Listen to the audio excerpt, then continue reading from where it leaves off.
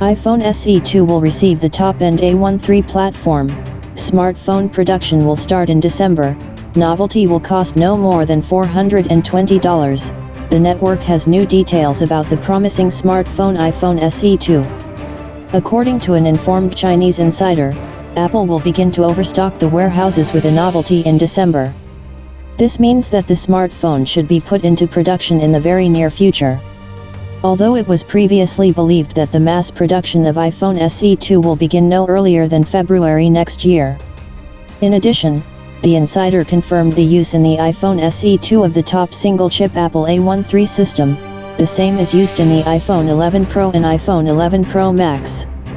It is expected that the cost of iPhone SE2 in China will not go beyond 3,000 yuan, that is, it will not exceed $420.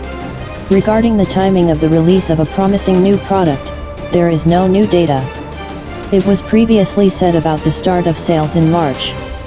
But once production starts very soon, then sales may begin earlier. For example, in February.